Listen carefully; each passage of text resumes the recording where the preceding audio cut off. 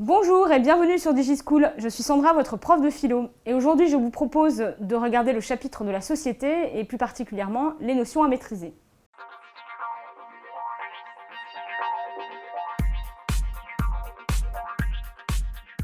Tout d'abord, ce qu'il est intéressant de savoir, c'est la raison pour laquelle, à un moment donné, on va former une société, justement. Eh bien, il y a déjà formation d'une société. Avant les motivations, on peut dire, en la définissant, d'abord, on a formation d'une société s'il y a au moins deux ou plusieurs personnes qui vont rentrer en relation. À partir du moment où les individus ne sont plus isolés et qu'ils rentrent en relation, ils commencent à former quelque chose qui pourrait s'appeler une société. Cette société, elle va pouvoir ensuite assurer la conservation de chacun, c'est-à-dire remplir un intérêt de coexistence collective. Cette société va créer une forme d'interdépendance entre ses membres, c'est-à-dire que les membres ne vivent plus isolés comme des atomes, mais ils ont des liens qui vont se créer très fortement et qui vont faire que l'action de l'un va avoir des répercussions et des conséquences sur l'action de l'autre. Et enfin, l'idée de former une société, c'est aussi l'idée de se donner des règles collectives qui vont s'appliquer ensuite à l'ensemble des personnes.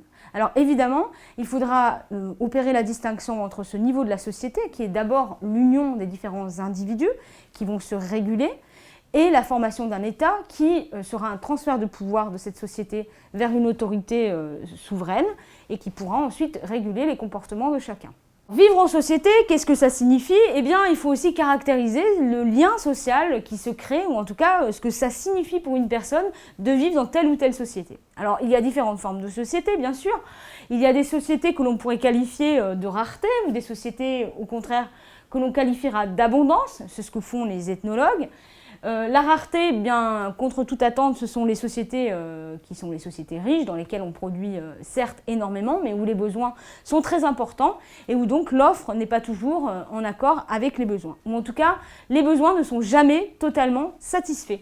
Alors que dans les sociétés d'abondance, les sociétés nomades par exemple, le cadeau, par exemple, est peu recommandé parce que c'est quelque chose qu'on va ajouter et dont on va se charger pour les déplacements, alors que le but, c'est d'avoir le moins de choses possibles sur soi.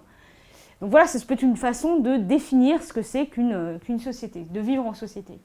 Enfin, vivre en société, plus généralement, c'est devoir subir une certaine forme de contrôle social. Cela veut dire qu'on va devoir respecter des règles qui organisent la vie sociale et l'accord entre les différents individus de cette société, et que si ces règles ne sont pas respectées, eh bien, subir le contrôle social, cela voudra dire risquer un certain nombre de sanctions. Et ces sanctions, ce ne sont pas forcément l'arrestation ou la prison, comme dans les sociétés organisées en État.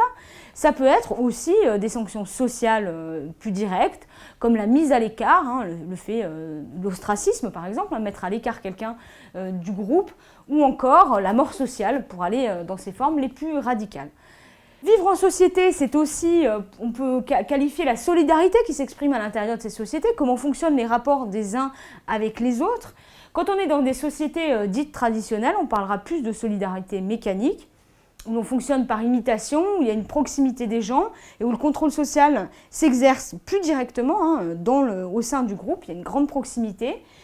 Et on pourra aussi la distinguer des solidarités organiques que l'on trouve plus dans les sociétés dites modernes, où là, il y a une spécialisation, une division du travail, qui fait que le contrôle social ne s'opère plus dans le rapport direct, mais qu'il y a une interdépendance de chacun des membres, comme il y a une interdépendance des organes dans un corps humain, par exemple. Et enfin, vivre en société, c'est bien ça l'idée, c'est respecter un certain nombre une culture, un certain nombre de rites, des croyances, des habitudes de vie, à partir desquelles on va pouvoir se caler et être en lien avec les autres, se comprendre et pouvoir justement trouver un point d'accroche. Et ces rites et ces croyances, c'est ce qui va souder le groupe et le faire devenir une société au sens fort. La société, quand on s'intéresse à elle, on s'intéresse aussi et avant tout aux échanges qui se trouvent à l'intérieur de sa sphère. Et souvent, on a tendance à réduire les échanges aux échanges matériels, c'est-à-dire à l'idée qu'il y a des biens qui passent de main en main et que l'on obtient contre de l'argent ou contre un autre objet. Tout dépend le système d'échange. Mais l'échange matériel, finalement, ce n'est pas ce qu'il y a de plus fondamental dans la formation d'une société. il y a aussi dans une société des échanges symboliques. Et les échanges symboliques, ce sont des échanges justement de rituels, de croyances, des échanges de valeurs qui vont créer l'identité de cette société en particulier et faire qu'elle aura une culture précisément. Et il y a aussi les systèmes de parenté, c'est-à-dire que toute société a des règles de parenté, des règles d'héritage, des règles de fonctionnement entre les parents et les enfants, et qui va nous expliquer comment les groupes vont se souder. Par exemple, dans les systèmes de parenté, on a des systèmes souvent patrilinéaires, c'est-à-dire qui fonctionnent du père vers le fils, en tout cas c'est le père qui donne la lignée, mais on a parfois des sociétés qui sont matrilinéaires, et donc qui vont rompre avec cette idée que l'héritage se fait par le père. Tout ça, ça permettra ensuite de comprendre qui obtient quoi et comment fonctionnent les unions et les mariages, et donc l'endogamie ou l'exogamie, c'est-à-dire est-ce qu'on se marie entre nous ou est-ce qu'on va chercher des mariages à l'extérieur. Les problématiques, évidemment, c'est de savoir, quand on est en société, quel est le niveau de la nature et quel est le niveau de la culture, c'est-à-dire qu'a priori, quand on est rentré en société, on a rompu avec ce qui est la pure nature, l'instinct, l'idée d'être guidé par son seul instinct, seul dans le monde, un peu comme le seraient les animaux. Donc il faut s'interroger de savoir ce qui dans une société est motivé par la pure culture, c'est-à-dire ce qui est inventé par l'union des hommes, et ce qui peut se rattacher à sa nature, c'est-à-dire à ce qu'est l'homme lui-même et à sa vocation sur Terre, si tant est qu'il ait une vocation bien sûr.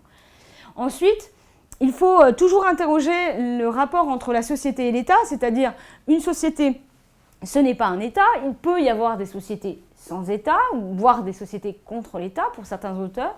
Donc il faut essayer de se demander ce que ça veut dire de passer de la société à l'État, ou qu'est-ce que c'est qu'une société qui se donne un État justement pour se gouverner.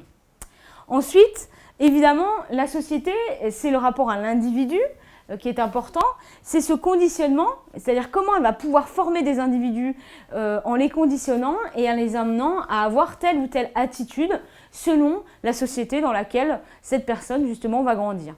Et puis ça pourra apporter ensuite des attitudes selon le sexe, selon le genre, ou des attitudes selon la place sociale. Voilà, tout ça, ce sera conditionné par une forme sociale et c'est intéressant évidemment à interroger. Et enfin, il faut se demander ce qui est de l'ordre de la différence physique, par exemple, comment on va pouvoir la traduire au niveau de la société. Est-ce que la société, elle doit faire d'une différence une inégalité? Est-ce que parce que je suis plus grand ou plus petit, j'aurai plus de droits ou moins de droits? Est-ce que parce que je suis une femme ou un homme, ce qui est une différence naturelle? Est-ce qu'il va y avoir des différences de traitement, c'est-à-dire des inégalités au niveau social? Eh bien, c'est là-dessus qu'il faudra s'interroger dans ce passage du niveau, on va dire, naturel au niveau de la société et culturelle. J'espère que cette vidéo vous aura été utile. Si vous avez des questions, n'hésitez pas à laisser des commentaires. Je vous invite à vous abonner à notre chaîne et à bientôt sur DigiSchool.